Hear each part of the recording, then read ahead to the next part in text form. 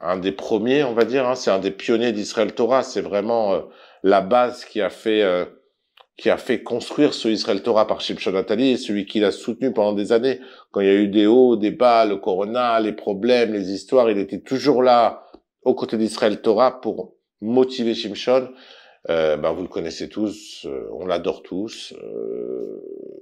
Je pense que aujourd'hui c'est le number one des rabbinim francophones. Et encore, il y a pas d'échelle, mais en tout cas, nous, on l'adore et on adore l'écouter. Rav Yechia Ben Chetrit, c'est à vous.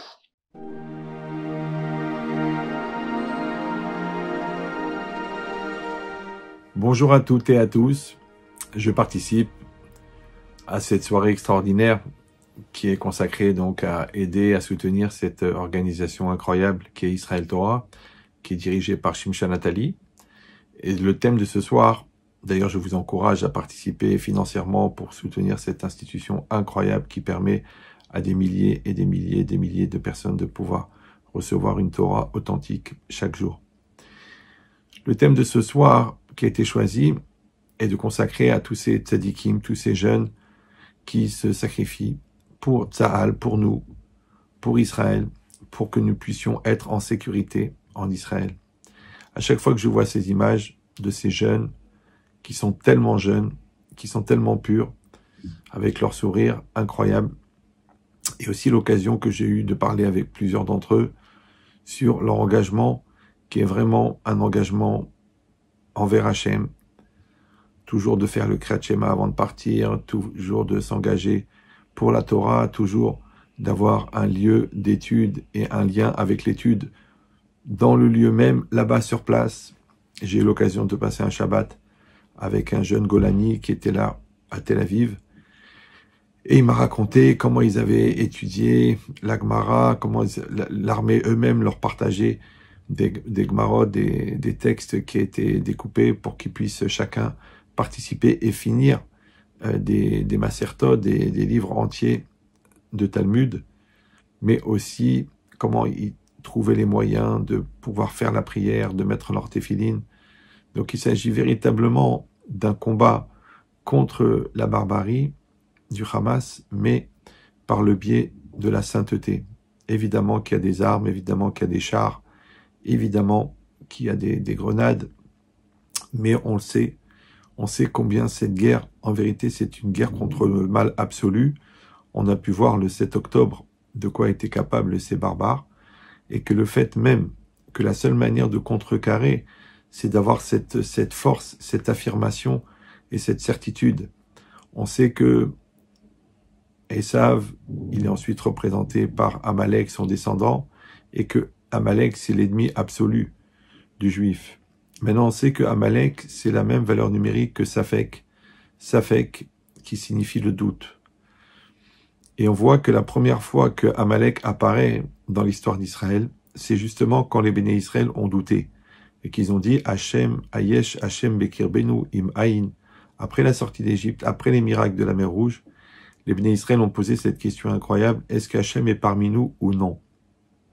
Et juste après, la Torah nous raconte, Vayavo Amalek, Vailachem, Im Israël, Merefidim, qu'il est venu à Amalek et il a attaqué les béné Israël à Refidim. Pourquoi? Il dit le Midrash, Refidim, Sherafu Yedehem Mina Torah, qui se sont affaiblis dans la Torah. Et on sait que la Torah, c'est ce qui permet la connaissance et ce qui permet l'affirmation et ce qui permet l'intensité du rapport avec Hachem. Donc quand, Chas v'Shalom, notre rapport avec Hachem, il est difficile. Donc pourquoi? Parce qu'on a des doutes. Alors à ce moment-là, Amalek est renforcé. Ça veut dire que Amalek, en fait, n'est que le reflet de nos doutes. Nous, on doit être vadaï, et lui, à ce moment-là, il est safek. Nous, on doit être sûr, et lui, il est en doute. Mais si nous, on commence à douter dans notre conviction, douter dans notre rapport à Dieu, douter dans notre relation à l'autre, dans le Ham Israël, qu'il n'y a pas la hardout ou qu'il n'y a pas le lien, automatiquement, c'est une faille dans laquelle Amalek peut rentrer. C'est pourquoi ces combattants qui vont dans une logique de vadaï, c'est-à-dire d'affirmation incroyable, avec une force incroyable, et une force qui leur vient d'eux-mêmes, de leur investissement, de leur messirut nefesh, de leur sacrifice, mais aussi de leur idéal et aussi de leur famille. Combien de fois des gens m'ont dit, mais comment c'est possible? Comment ça a pu arriver une chose pareille? Mais comment Hachem il laisse faire une chose pareille? Et moi je leur dis, écoutez, moi je peux rien vous dire, parce que moi je suis extérieur. Mais demandez aux parents, regardez, écoutez les témoignages des mamans, comment elles parlent de leur enfant, comment les papas ils parlent de leur enfant, et qui sont dans une logique extraordinaire de Messirut Nefesh, de sacrifice et d'idéal pour Hachem et pour Israël et pour la terre d'Israël. Donc des gens qui eux-mêmes ont perdu leurs enfants et qui arrivent à parler avec une telle conviction, nous, on peut même pas discuter, on peut même pas parler.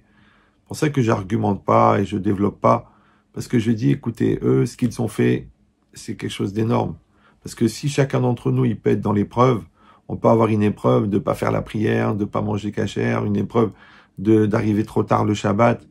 On peut avoir une épreuve de regarder une femme qui est mal habillée, mais eux, leur épreuve, c'est rentrer à Gaza, être vivant ou être mort. Ouais, c'est de rentrer dans une pièce qui est peut-être piégée, c'est de souffrir peut-être d'un tir d'un sniper. Donc leur doute à eux, il est très très fort. Et quand même, ils y vont avec un vadaï, avec une force d'affirmation extraordinaire. Et c'est ça qui, Bezrat Hashem, les protège. Parce que même si malheureusement, il y a beaucoup trop de victimes dans cette guerre, mais on sait qu'il aurait pu y en avoir beaucoup plus. Et qu'on dit « En safek mutzi bene vadaï ». Un doute ne peut pas enlever une affirmation. Donc en vérité, notre question à nous, c'est de savoir si leur part à eux, je n'ai pas peur. Ouais, je suis convaincu qu'ils font ce qu'ils ont à faire.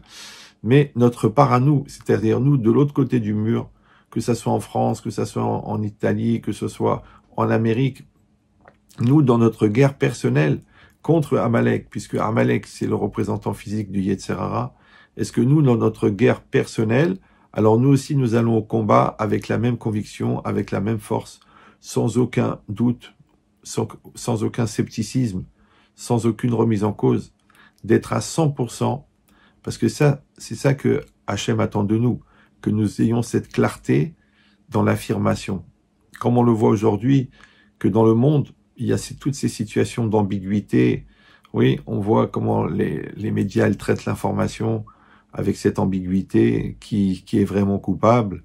Ouais, on voit cette situation en France où on ne sait pas si on doit voter pour l'extrême droite ou l'extrême gauche. Donc encore une situation d'ambiguïté. On voit des pays où on n'aurait jamais imaginé qu'il y aurait des expressions d'antisémitisme dans les lieux où sont formées les plus grandes élites comme Harvard et Berkeley et Oxford. Donc ça veut dire que si le Amalek, il arrive à ces endroits-là, quelle que soit la forme qu'il prend, ça veut dire que chacun d'entre nous, il doit faire cet effort de renforcement. Et ces jeunes-là, ils sont pour nous des repères. Ça veut dire que nous aussi, nous sommes dans le tsahal de nos choix, le tsahal de nos épreuves, le tsahal de notre Yetzer Hara, le tsahal de notre couple, de faire attention, de ne pas faire de reproches, d'être toujours positif, le tsahal de notre éducation, de nos enfants, d'être patient avec eux, de leur donner le meilleur de nous-mêmes, le tsahal du travail, où il faut garder des règles d'honnêteté extrêmement fortes, extrêmement précises, quitte à perdre de l'argent, mais surtout de ne pas gagner de l'argent pas cachère, parce qu'en fin de compte, c'est cette dynamique-là de volonté profonde, pure, sainte, pour aller contre toutes les formes d'expression de Amalek, qui fera la véritable victoire. Merci à vous tous.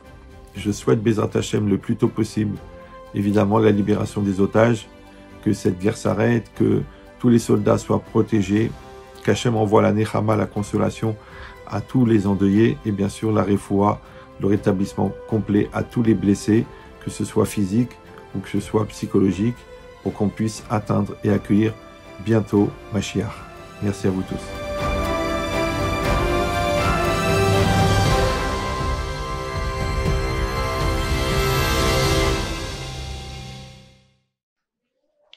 Voilà, merci beaucoup Rav Ben Chetrit, et on va essayer d'écouter vos conseils et de nous aussi gagner nos guerres dans notre foyer, dans notre maison, dans notre travail, dans notre vie de tous les jours. On va nous aussi être les combattants du quotidien pour donner la force à nos vrais chayalim de eux réussir leur combat et qu'Hachem les renforce. Donc c'est vrai qu'on n'est pas tous armés pour être armés, hein, c'est ça le truc. On n'est pas tous armés pour aller au combat, on n'a pas l'âge, ou alors il y en a qui n'ont pas la force, et c'est possible, ça arrive.